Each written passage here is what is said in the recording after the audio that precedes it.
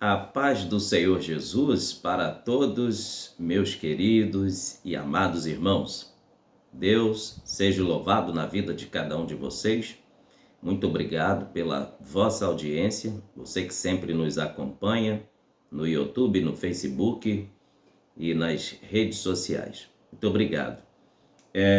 Queremos trazer nesta hora mais um estudo bíblico que está inserido no livro de Apocalipse. Apocalipse, capítulo de número 2, do versículo 12 até o versículo de número 17. Na inspiração do Espírito Santo, eu quero conversar com você sobre a carta, que é a terceira, que foi dirigida à igreja de Pérgamo, tá bom? Vamos, nesse estudo bíblico, fazer uma viagem nessa carta. Você que tem um exemplar da Bíblia Sagrada aí, me acompanhe, tá bom? Apocalipse, capítulo 2, do versículo 12 até o 17. Diz assim: Ao anjo da igreja que está em Pérgamo, escreve: Isto diz aquele que tem a espada aguda de 2 fios. Conheço as tuas obras, e onde habitas, que é onde está o trono de Satanás. Mas retens o meu nome, e não negaste a minha fé, ainda nos dias de Antipas, minha fiel testemunha, o qual foi morto entre vós, onde Satanás habita. Porém, umas poucas coisas tenho contra ti, porque tens lá os que seguem a doutrina de Balaão, o qual ensinava Balaque a lançar tropeços diante dos filhos de Israel, para que comessem dos sacrifícios da idolatria e se prostituíssem. Assim tens também os que seguem a doutrina dos nicolaítas, o que eu aborreço. Arrepende-te, pois, quando não, em breve virei a ti, e contra eles batalharei com a espada da minha boca. Quem tem ouvidos, ouça o que o Espírito diz às igrejas.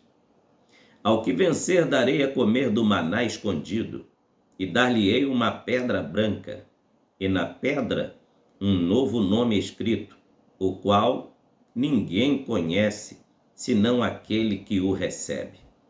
Amém. Meus amados, volte seus olhos para o versículo de número 12. Ao anjo da igreja que está em Pérgamo. Vamos falar um pouco sobre a cidade de Pérgamo. Olha só, o contexto histórico da cidade de Pérgamo, vou passar para você. Pérgamo era uma cidade sofisticada, tá? Era um centro de cultura e educação grega. Pérgamo, nela existia uma biblioteca de mais de 200.000 volumes de livros, isso mesmo. Era mais de 200.000 volumes de pergaminhos, uma das maiores bibliotecas da Ásia Menor. E Pérgamo também só perdia para a biblioteca de Alexandria, no Egito. Tá? Segundo a lenda, quando Pérgamo tentou roubar de Alexandria um de seus bibliotecários, o Egito então deixou de exportar papiro para a região da Ásia Menor, inclusive para a cidade de Pérgamo. Como eles amavam o saber, era a terra da sabedoria, onde existiam muitos estudiosos, filósofos, não poderiam ficar sem a edição de novos exemplares, de novos livros. Aí o que eles fizeram foi onde, através das peles dos animais, começaram a fabricar os rolos, chamados de pergaminhos, tá? Os livros então passaram a ser compilados, escritos, né, pelos escribas, através das peles de animais. Foi de onde surgiu, tá, o nome pergaminho, porque surgiu, foi oriundo da cidade de Pérgamo, tá bom? Por isso que o nome dos livros antigos em rolo de pele de animais se chamam pergaminhos, por causa da cidade de Pérgamo, tá bom? Então vamos mais um pouquinho sobre o contexto histórico da cidade de Pérgamo. Em Pérgamo eram adoradas várias divindades. Por isso que no versículo 2, Jesus diz assim, versículo 13, perdão. Conheço as tuas obras e onde habitas, que é onde está o trono de Satanás, mas retens o meu nome e não negaste a minha fé. Ainda nos dias de Antipas, minha fiel testemunha, o qual foi morto entre vós, onde Satanás habita. Aqui no versículo 13, o próprio Senhor Jesus diz que na cidade de Pérgamo existia um trono onde Satanás sentava-se e ditava as regras. Trono aqui, no simbolismo bíblico, fala de domínio, autoridade. Satanás conseguiu essa brecha na cidade de Pérgamo em virtude de existir a idolatria naquela cidade, onde Deus é rejeitado, onde existe idolatria, ali Satanás instala o seu domínio. É nesse sentido que o Senhor Jesus disse que Satanás tinha um trono em Pérgamo. Por exemplo, em Pérgamo surgiu a adoração, tá? Onde foi ali legalizada a adoração ao imperador Augustus, na era 29 depois de Cristo, onde foi tratado em toda a Ásia Menor que Pérgamo seria a cidade patrônoma, onde abrigaria o templo central em adoração ao imperador de Roma. Motivo este que Jesus cita aqui nesta terceira carta, que um dos fiéis, um dos cristãos, por nome Antipas, foi martirizado. Por quê? Naquela época, os cristãos foram perseguidos, muito perseguidos, onde com o culto ao imperador de Roma, todos os seus súditos, onde estivesse debaixo do seu poder, deveriam comparecer no dia da reunião solene, que era em homenagem ao imperador. E todo adorador ao imperador deveria se curvar diante da estátua, colocar uma oferta, um dinheiro, debaixo das mãos daquela estátua e declarar publicamente com a sua voz, abrindo a sua boca, dizendo: César é divino, César é um Deus. Porém, quando chegava a vez dos cristãos, eles não compareciam a essas reuniões marcadas, que era uma solene, cerimônia, tá? Erigida, dirigida para o imperador. Aí a instauração da perseguição nós encontramos nesta carta, onde a igreja foi fortemente perseguida e houve até morte de um dos seus fiéis, por nome de Antipas, que decidiu entregar a sua vida totalmente ao Senhor Jesus e não se curvar diante das idolatrias. Haja vista que também, entre as aberrações e as várias idolatrias que existiam ali em Pérgamo, um dos deuses feito por mãos de homens, que era venerado, era Zeus de Atenas, Dionísio e Asclépio. Vamos falar um pouco sobre Zeus. Quem era essa divindade que eles adoravam e se curvavam diante deles ali em Pérgamo? Zeus era considerado rei dos deuses e dos seres humanos, conforme a mitologia grega, é idêntico ao deus romano Júpiter, não apenas em natureza, mas também em nome, pois a designação Júpiter é composta pelos termos grego Iovis e Pater. Com o tempo, em razão de o deus romano Júpiter ter sido associado ao deus grego, passou a ser considerado filho de Saturno e de Opis, que correspondiam aos deuses gregos Urano e Reia, respectivamente. Acreditava-se que tudo o que havia no céu provinha de Zeus. Era ele que trazia a luz e a aurora, causava o aparecimento da lua cheia, controlava o clima e mandava raios e chuva. Além disso, concedia vitórias, protegia a justiça e a verdade e, consequentemente, era o mais importante e antigo Deus dos juramentos. Ele era também o patrônomo da justiça grega, onde era venerado nos tribunais. Agora, ainda tem mais informação.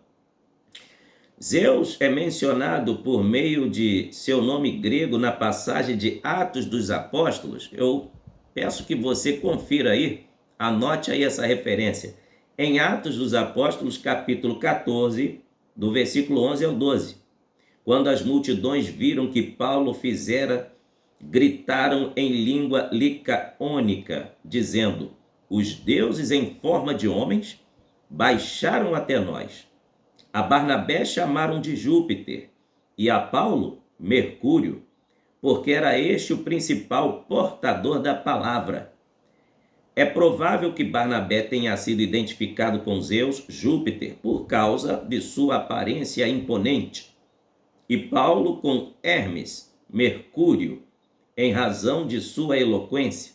De acordo com o relato, o templo de Zeus e Júpiter estavam localizados em frente à cidade, como era o costume. Tirei essas informações para trazer para você através dessa enciclopédia dos tempos bíblicos, Enciclopédia Unger. Agora veja um detalhe que eu quero trazer para você acerca do que acontecia também ali em Pérgamo, outro tipo de idolatria. Falei da adoração ao imperador, falei da adoração a Zeus, a Júpiter, Mercúrio, e também agora vou te falar que existia um templo ali em Pérgamo, em adoração ao patrônomo da medicina. O nome dele era Asclépio. Em outras enciclopédias ele é chamado de Esculápio. Por exemplo, Champlin fala dos dois nomes, Asclépio e Esculápio. Era tanto os dois nomes, patrônomo da medicina, era considerado o deus da cura, onde vinham pessoas de vários lugares, de várias partes do mundo, para venerar essa divindade feita por mãos de homens. Esse Deus era feito na espécie de uma serpente enroscadiça, uma na outra. É por isso que quando você vai ao hospital, você vê no jaleco do médico o símbolo de uma serpente. Surgiu de Esculápio, tá? O patrônomo da medicina, na cidade de Pérgamo. Muita gente não sabe disso. Você que está estudando aí, nesse estudo bíblico, que está me acompanhando, está aprendendo hoje. E quando você vai a um posto de saúde ou vai a um hospital e vê o símbolo de uma serpente no jaleco do médico, é em homenagem ao Deus da medicina, chamado Deus da cura, que eles veneravam na cidade de Pérgamo, chamado Esculápio, tá? Ou Asclépio, esses dois nomes, tá bom? Agora veja o que se sucedia na adoração Asclépio eram um povo que se curvava diante daquela imagem pedindo cura para vários tipos de enfermidade.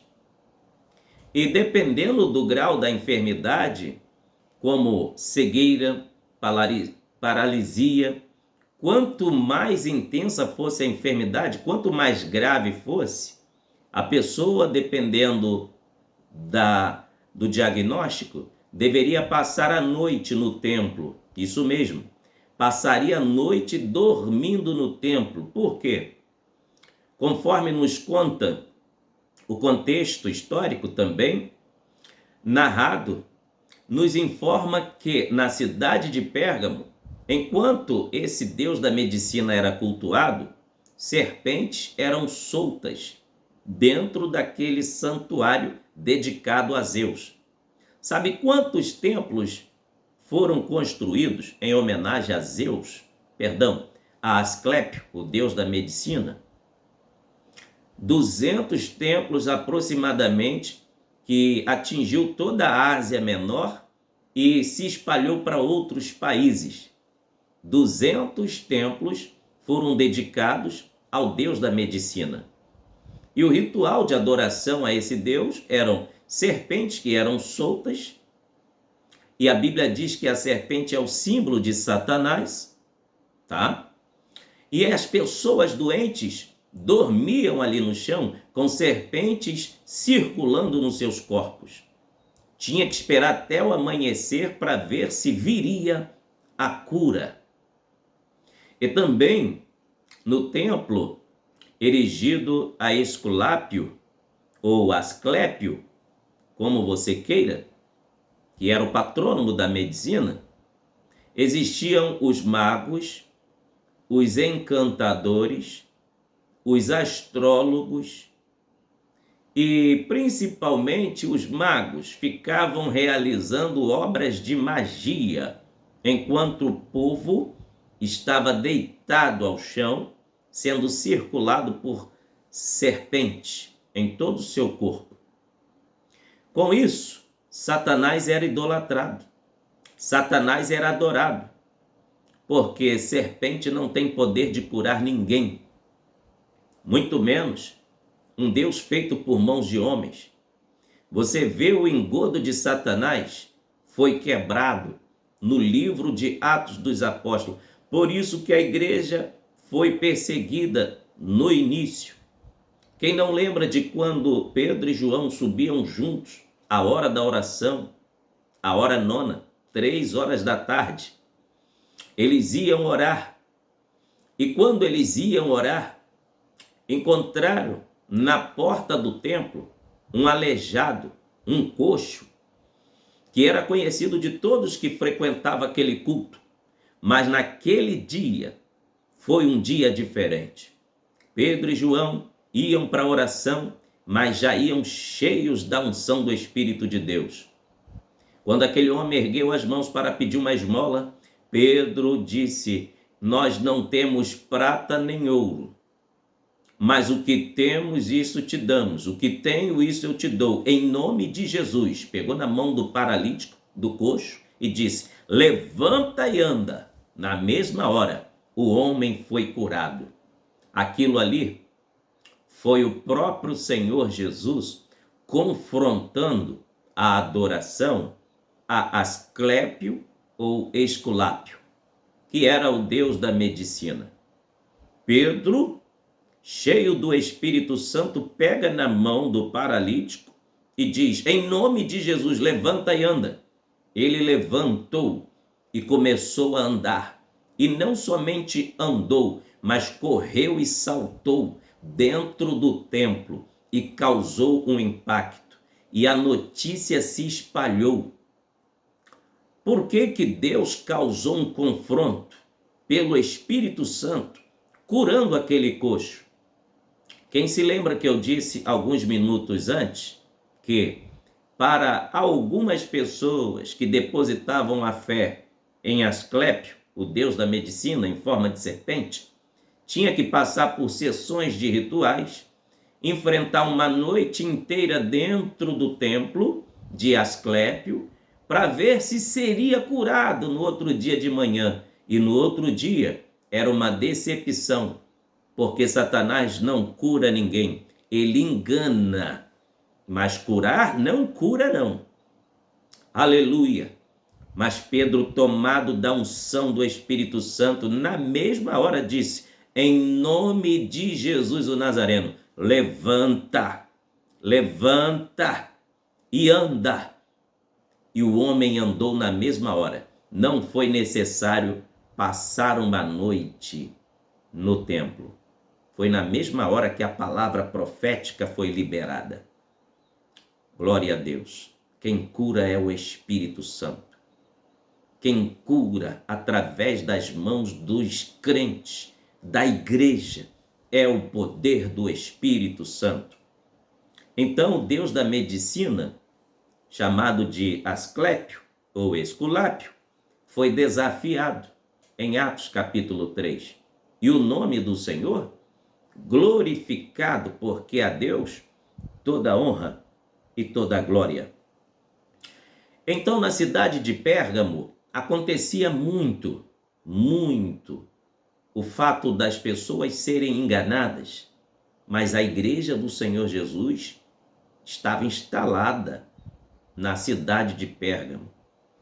E o Senhor Jesus, andando no meio da igreja em Pérgamo, porque no capítulo 1 de Apocalipse, no versículo que diz que ele anda no meio dos 7 castiçais, glória seja dada ao nome do Senhor Jesus, está aqui comprovando que quando ele está andando no meio da igreja de Pérgamo, ele observa algumas coisas que não lhe agrada.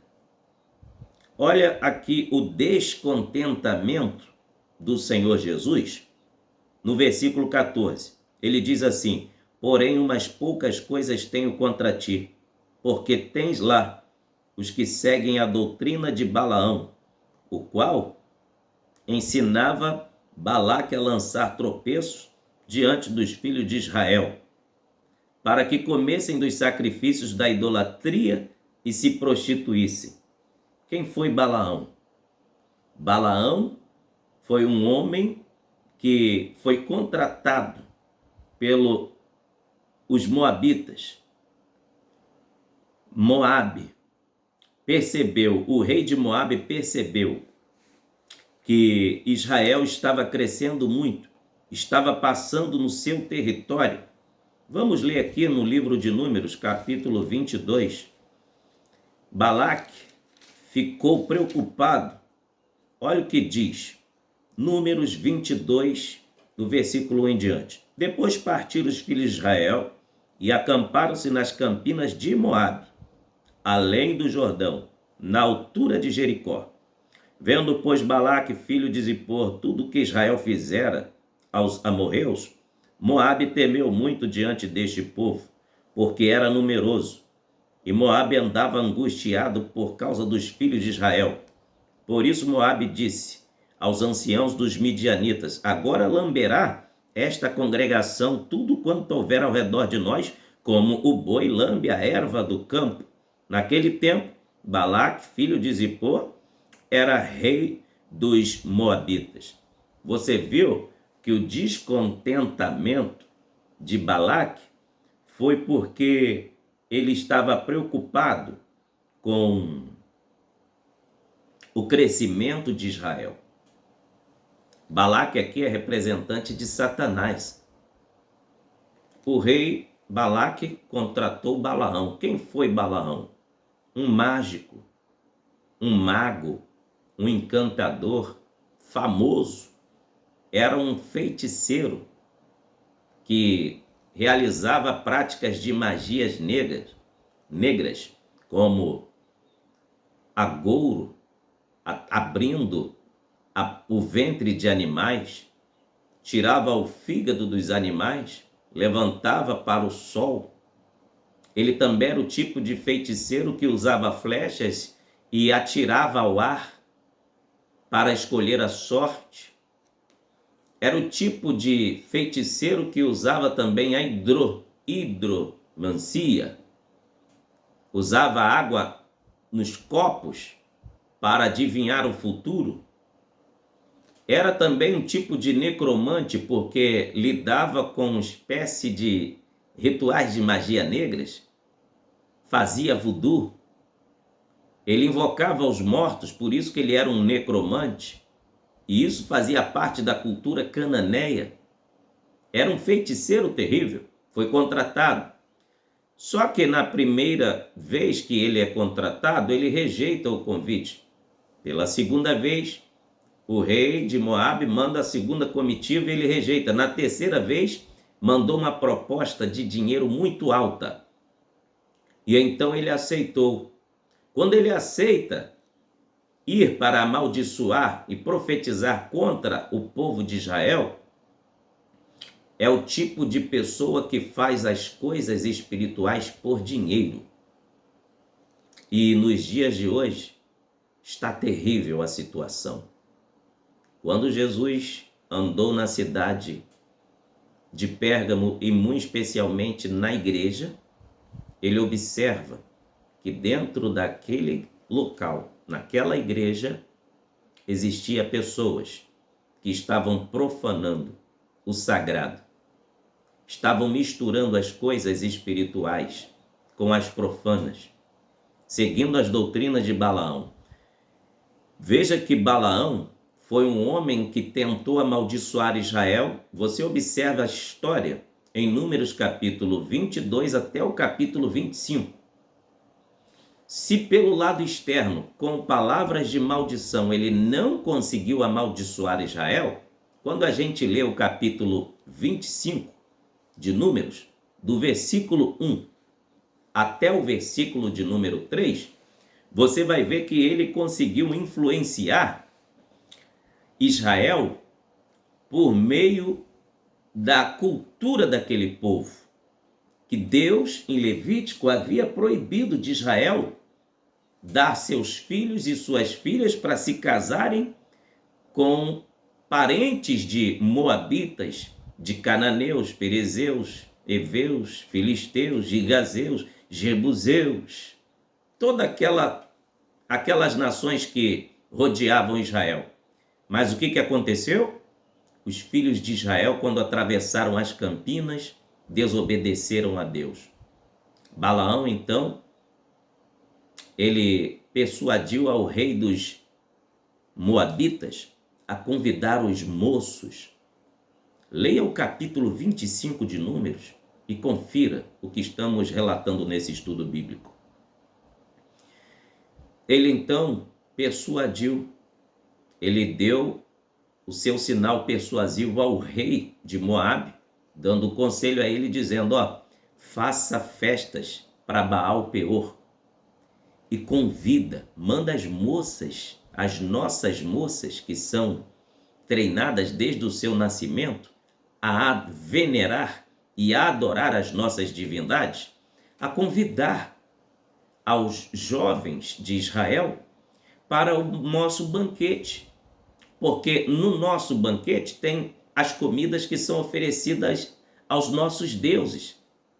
E junto com a comida, tem também o acompanhamento dos rituais, que são adoração e veneração aos nossos deuses, misturado à promiscuidade, à lascívia, à prostituição, e eles vão gostar. E o rei, então, Balaque, gostou daquele conselho de Balaão, persuasivo. Então, Balaão venceu pelo lado interno. Externamente não conseguiu, mas se infiltrando em Israel, com aquele maléfico conselho, ele conseguiu contaminar uma boa parte dos filhos de Israel, o que causou uma rotura. Deus permitiu uma chaga maligna de enfermidade que matou os idólatras em Israel. Haja vista que eles começaram a se enveredar, a adorar os deuses das nações cananitas.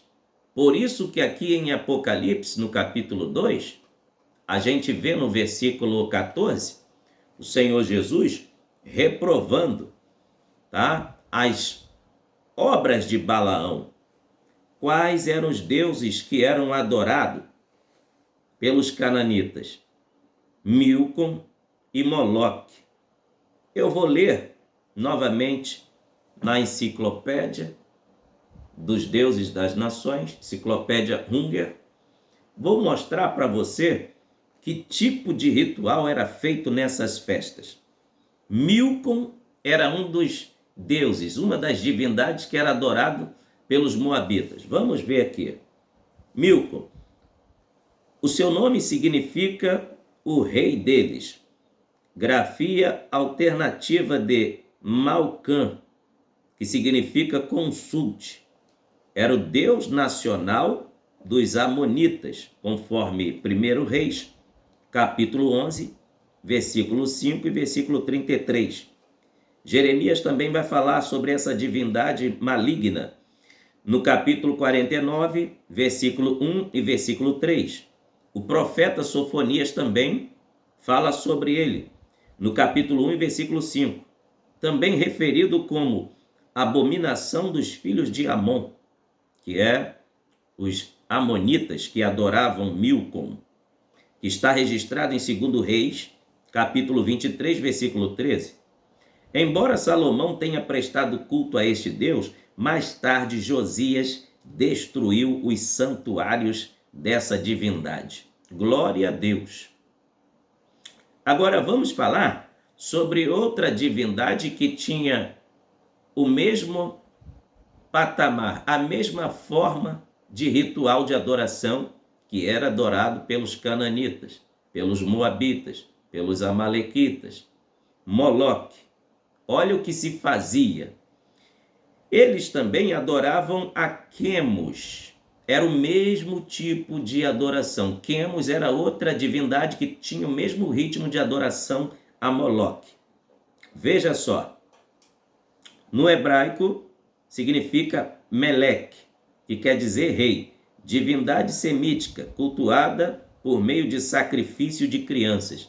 Foi o que Israel, infelizmente, começou a praticar, por intermédio de influência de Balaão. Difícil de acreditar, né? Mas como que se adorava essa divindade? Fazendo queimar crianças no fogo. Vou ler aqui para você. As crianças eram colocadas para atravessar no meio do fogo. Tinha que andar em cima das brasas acesas, queimando os pés. Também, simplesmente, as crianças eram atiradas para morrerem queimadas. Queimadas. Escavações na Palestina revelavam evidências de cemitérios com esqueletos de crianças, próximos a santuários pagãos. Os amonitas consideravam Moloque um pai protetor, porém os hebreus estavam terminantemente proibidos de adorar esses deuses, conforme está estipulado na lei mosaica em Levíticos, capítulo 18, versículo 21. Confere aí, Levíticos 18 e 21. E também Levíticos, capítulo 20, do versículo 1 ao 5. Apesar disso, Salomão construiu um altar a Moloque, em Tofete, no vale de Rinom. Está registrado em 1 Reis, capítulo 11, versículo 7. 2 Reis, capítulo 23, versículo 10. E Manassés também adorou essa maligna divindade, chamada Moloque, que fazia crianças serem passadas pelo fogo, tá? Então, meus irmãos, essa divindade maligna era adorada pelos moabitas, tá? Quando Israel foi seduzido por Salomão. Tem mais outro nome aqui de uma divindade que era adorada pelos amonitas e também pelos moabitas. O nome dessa divindade é Quemos. Vamos falar um pouco sobre ela. Divindade nacional dos moabitas, adorada por meio de rituais cruéis, semelhante aos do culto a Moloque. ao qual se sacrificavam crianças no fogo. Interessante observar que, na arqueologia, de acordo com a famosa pedra moabita, a ira de Quemos foi a razão que levou Israel a subjugar Moabe, conforme está em Juízes 11, 24. Mais tarde, por algum motivo, Salomão cometeu o erro grave de edificar um altar a Quemos em Jerusalém. 1 Reis, capítulo 11, e o versículo 7. A abominação destruída somente quase 300 anos depois, durante as reformas religiosas de Josias, que está em 2 Reis, capítulo 23, versículo 13. Você vê que depois que Salomão abriu a brecha, Israel passou 300 anos nessa miséria de prostituição e feitiçaria, adorando a esses deuses. É por isso que aqui, em Apocalipse capítulo 2, versículo 2, o Senhor Jesus disse que essas coisas aborrecia ele. Aleluia! Aborrecia ele. Tudo isso que eu lhes falei está aqui nessa enciclopédia. Então, continuando o que está em Apocalipse, é bom lembrar que estamos num estudo, não estamos numa pregação. Você que gosta de acompanhar o estudo bíblico, é um momento para aprendizagem e aprofundamento das Sagradas Escrituras, tá bom? Vamos ler novamente o versículo 14. Apocalipse 2,14. Porém, umas poucas coisas tenho contra ti, porque lá tem os que seguem a doutrina de Balaão, o qual ensinava Balaque a lançar tropeços diante dos filhos de Israel. Os tropeços que Balaão ensinou a Balaque a praticar para que Israel fosse influenciado, foi o que eu lhes acabei de falar. O que eu acabei de lhes informar. Balaão foi uma pessoa persuasiva e que eles comeram o sacrifício da idolatria e se prostituíram, o povo de Israel, porque adorando essas divindades, participavam das comidas que eram oferecidas a demônios, que eram aquelas divindades, e depois partiam para a prostituição. Agora veja, Jesus descontente também com algumas coisas que estavam acontecendo na igreja de Pérgamo. Me acompanhe no versículo 15. Assim tem também os que seguem a doutrina dos nicolaítas, o que eu aborreço. Quem eram os nicolaítas? São descritos em Apocalipse capítulo 2, versículo 6, como aqueles a quem Jesus sentia aborrecido com eles. Vamos ler Apocalipse capítulo 2, versículo 6. Tens, porém, isto, que odeias as obras dos nicolaítas, as quais eu também aborreço. Jesus se aborrecia com esse tipo de pessoas infiltradas dentro da sua igreja. Os cristãos em Éfeso tinham reconhecido os erros dessas pessoas, mas aparentemente os crentes de Pérgamo estavam sendo enganados por elas. Os nicolaítas eram pessoas crentes que tinham feito concessão com a sua fé para desfrutar dos prazeres pecaminosos da sociedade, mas essas concessões só diluíram a sua fé, porquanto Cristo disse que isto não podia ser tolerado. Não podia ser tolerado. É por isso que Jesus se apresenta ao anjo da igreja no versículo 12 como aquele que tem a espada aguda de 2 fios. Jesus é aquele que tem a palavra. Jesus é aquele que dá a última palavra. Porque Jesus se apresenta para a igreja de Pérgamo como aquele que tem a espada aguda, afiada, de 2 fios, corta a direita e a esquerda, corta dos 2 lados. porque o imperador, naquela época e daquela região, recebeu o poder de Minerva. O que era o poder de Minerva? Quando ele estava em audiência pública no Coliseu, o povo gritava justiça, morte. Se ele fizesse com o polegar da mão direita para baixo, o condenado era morto. Mas se ele levantasse o dedo, indicando perdão à vítima, o condenado era absolvido. Então, por ele ter o poder de espada, a espada virou o símbolo máximo de Roma, o símbolo da autoridade máxima. E Jesus se apresenta para a igreja em Pérgamo como aquele que tem a espada afiada de 2 gumes. Aleluia! Vamos ler em Hebreus, capítulo 4, e o versículo de número 12. Vamos falar sobre o poder da palavra de Deus, que é a espada de Jesus Cristo. Hebreus 4:12 diz: porque a palavra de Deus é viva, é eficaz e mais penetrante do que qualquer espada de 2 gumes, e penetra até a divisão da alma e do espírito, das juntas e medulas, e é apta para discernir os pensamentos e intenções do coração. Aleluia! Jesus se apresenta como aquele que tem a espada afiada de 2 gumes. Glória a Deus. Isso é para provar que a palavra de Deus é viva, porque quando ela é liberada, ela transmite vida.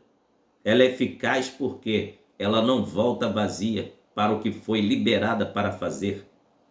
Ela é mais penetrante do que qualquer outro tipo de espada, porque ela vai nas juntas e medulas, mas ela vai na alma. Assim como a palavra de Deus vai na alma, a espada do imperador de Roma, o máximo que podia fazer era tocar o físico. E ele era considerado todo-poderoso, porque tinha a espada que tinha poder de matar. Mas essa espada aqui, que é a palavra de Deus, ela mata as obras do diabo, destrói, mas ela transmite vida para aquele que está morto espiritualmente e quer aceitar a Jesus como seu Salvador. Essa espada aqui transmite vida. E ela penetra no espírito e na alma. Por que ela corta na alma? Não existe coração duro demais que não possa ser cortado pela espada do espírito, que é a palavra de Deus. Torno a dizer, por que ela vai até a alma? Porque existem, irmãos, pecados que as pessoas cometem que é fora do corpo, conforme a Bíblia diz. Existem pecados que as pessoas cometem porque está intrínseco na sua alma. Está grudado à alma. Aquilo ali tornou um prazer tão profundo na vida daquela pessoa que, se o Espírito Santo, junto com a Bíblia, não fizer uma faxina, não vier como espada cortando, destruindo as obras do diabo que estão tatuados na alma, ele não consegue largar aquele tipo de pecado. Só uma obra muito poderosa da palavra de Deus, em conjunto com o Espírito Santo, para libertar as pessoas desses tipos de pecados que estão tatuados dentro da alma. É por isso que a palavra de Deus, ela é a espada do Espírito Santo. E o Senhor Jesus se apresenta ao anjo da igreja que está em Pérgamo como aquele que tem a espada aguda de 2 fios. E o remédio que purifica a igreja que Deus usa é a palavra de Deus. É a palavra de Deus. Quem eram os nicolaítas? O Senhor Jesus, ele reprova as obras dos nicolaítas. nicolaítas. Os nicolaítas, conforme eu falei, Jesus aborrecia as obras deles.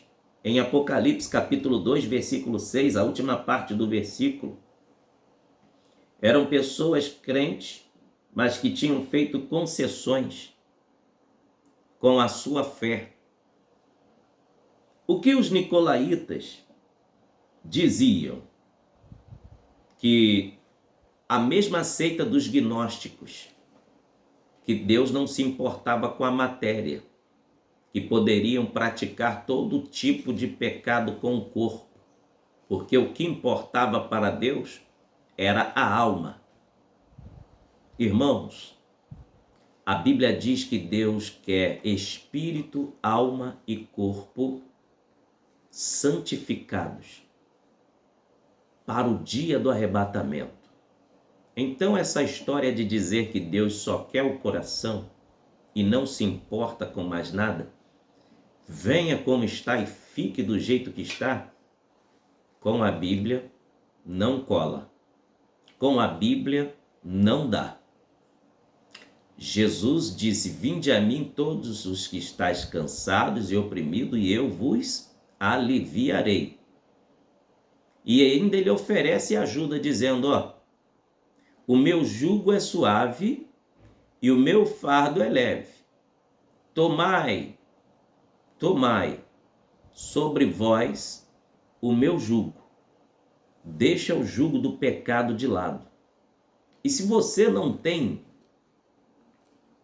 condição, humanamente falando, de largar as práticas que você tem praticado, se renda ao Espírito Santo e à palavra de Deus, porque a espada do Espírito vai até na alma. Isso significa que aquilo que o ser humano não tem condição própria de fazer com as suas forças, com o seu esforço, com as suas obras humanas, o Espírito de Deus completa. A palavra de Deus completa no interior do homem.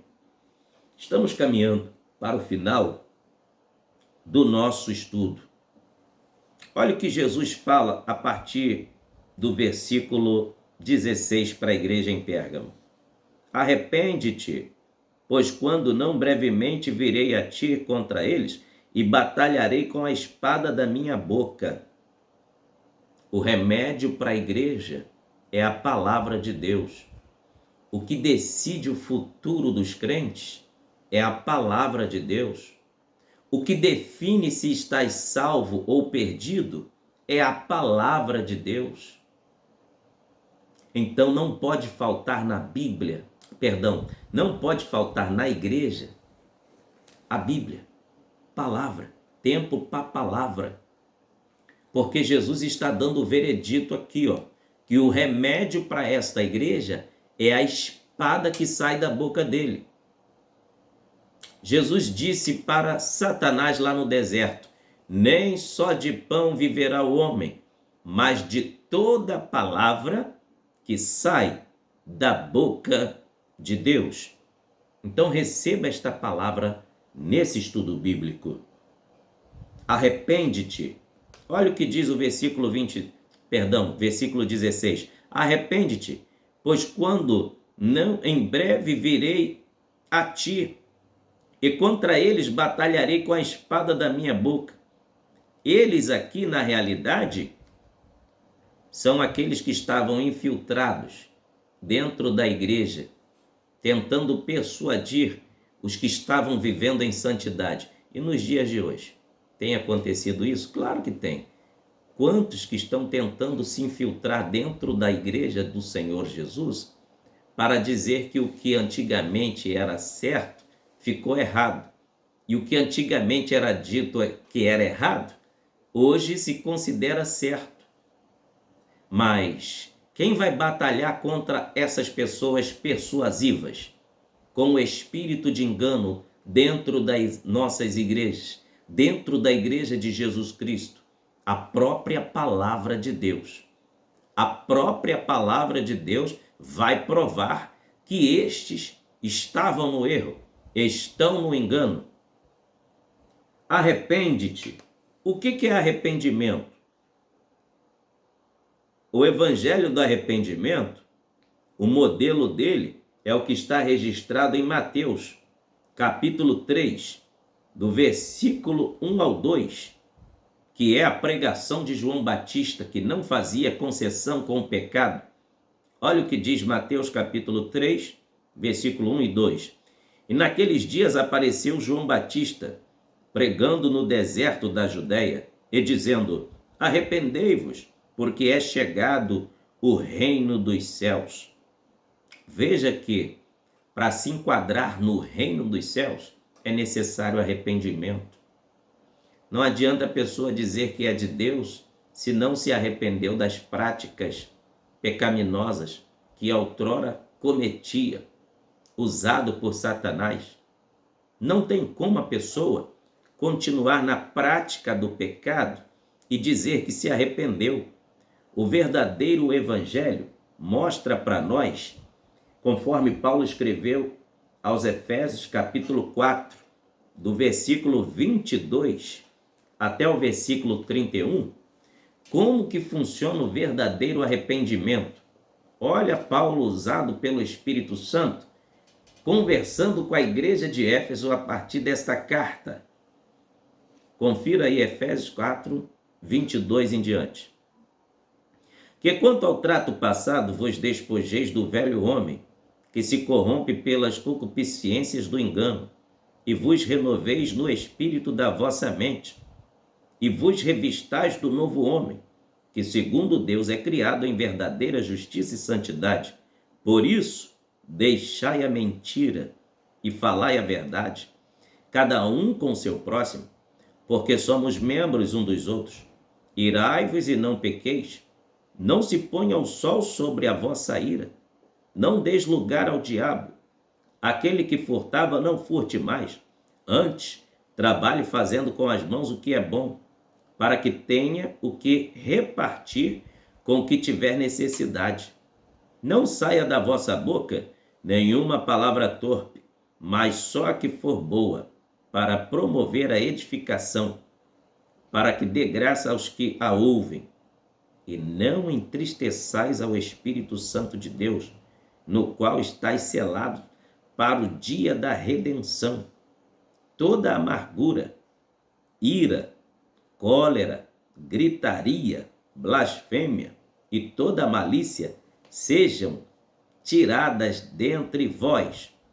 Antes, sedes uns para com os outros benignos, misericordiosos, perdoando-vos uns aos outros, como também Deus vos perdoou em Cristo. Aqui está um dos textos bíblicos que fala sobre mudança de atitude ao aceitar a Cristo como Salvador. Mudança de comportamento. Arrependimento é fazer uma retrospectiva, mudar a rota. É você se lembrar do que você praticava do mal e chorar diante de Deus e se arrepender e pedir misericórdia ao Senhor e começar a praticar as obras movido pelo Espírito Santo. Então, eu encerro esse estudo bíblico lendo aqui com você o último versículo desta carta. Diz assim: quem tem ouvidos, ouça o que o Espírito diz às igrejas. Ao que vencer, darei a comer do maná escondido. Dar-lhe-ei uma pedra branca, e na pedra um novo nome escrito, o qual ninguém conhece, senão aquele que o recebe. Veja que no final desta carta é enfatizado, é bem enfatizado: quem tem ouvidos, ouça o que o Espírito diz às igrejas. É muito importante o cristão ir ao culto, e principalmente aos cultos de doutrina e de escola bíblica dominical, e se ater naquilo que Deus está falando para ele e com ele. Por quê? A nossa cartilha de regra prática e fé é a Bíblia Sagrada. Quem tem ouvidos, ouça o que o Espírito diz às igrejas. Porque é no culto da palavra, é na escola bíblica dominical, que Deus usa o pastor ou os professores da classe para tirar os carrapichos das ovelhas. Porque é a palavra que causa esse impacto. É a palavra que tira os carrapichos. É a palavra de Deus que tira os parasitas, que causam infecções, que causam doenças. É a palavra de Deus. Jesus pede toda a atenção à sua amada igreja quando ele diz: quem tem ouvidos, ouça o que o Espírito diz às igrejas. Tudo que o Senhor Jesus fala é o Espírito Santo trazendo para a igreja. Olha a promessa que está aqui no último versículo. Ao que vencer, darei a comer do maná escondido. O maná escondido no céu sugere um alimento puro espiritual que os crentes fiéis receberão por terem conservado as suas igrejas enriquecidas doutrinariamente e puras diante de Deus. Na jornada caminho da terra prometida, Deus enviava o maná, tá? Deus enviava o maná do céu para a nutrição física dos israelitas. Confira em Êxodo, capítulo 16, do versículo 13 ao 18. O maná escondido simboliza as promessas e bênçãos que virão com a chegada do Santo Messias, Jesus, o pão da vida. Conforme está em João, Evangelho de João, capítulo 6, versículo 51. Aqueles que se recusassem a se divertir nos banquetes pagãos de Pérgamo receberiam a promessa de um maná que satisfaria a sua fome e trariam bênçãos eternamente nos céus. Vale a pena rejeitar os convites e os banquetes de Satanás. Vale a pena rejeitar, porque o melhor de Deus está aguardando por nós. Aí, finalizando agora o estudo, a última promessa diz assim: ao que vencer, darei a comer do maná escondido, e dar-lhe-ei uma pedra branca, e na pedra um novo nome escrito, o qual ninguém conhece, senão aquele que o recebe. Eu vou encerrar o estudo agora, fechei a Bíblia, trazendo aqui a explanação sobre a pedra branca. Nos tempos antigos, pedras brancas e pequenas serviam como detalhes para vários sentidos. Primeiro, algumas eram dadas aos pobres para ajudá-los a obter comida. No entanto, servia como um cartão para adquirir comida. Em segundo lugar, outras pedras brancas eram usadas como um convite para um banquete. A pessoa convidada trazia a pedra para poder entrar na festa, e na pedra deveria estar escrito o nome do convidado. Quando havia alguma audiência, em terceiro lugar, e o acusado era absolvido, essa pessoa recebia uma pedra branca como símbolo de sua liberdade. Em quarto lugar, essas pedras brancas que tinham o nome dos convidados gravados serviam de ingresso para a entrada nas festas de casamentos. Elas estão representadas na entrada da igreja, nas bodas do Cordeiro. Lá só vai entrar quem tiver o nome escrito no livro da vida. E na pedra branca, um novo nome. Aleluia!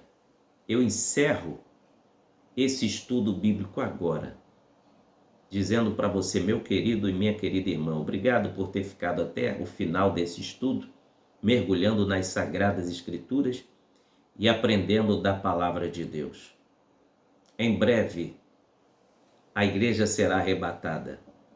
Em breve iremos participar deste lindo banquete lá nas mansões celestiais. mas só vai ter direito a participar desse banquete nas bodas do Cordeiro quem tiver o nome escrito no livro da vida dos céus. Eu te pergunto, seu nome está escrito no livro da vida? Se está, amém, glórias a Deus.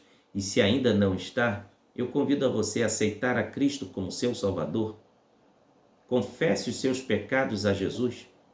Procure a igreja evangélica mais próxima da sua casa. Se renda ao Senhor Jesus e diga que você aceitou a Jesus assistindo a esse estudo bíblico e que a bênção do Senhor esteja sobre a sua casa, sobre a sua vida, sobre a sua família, em nome de Jesus. Amém? Deus vos abençoe.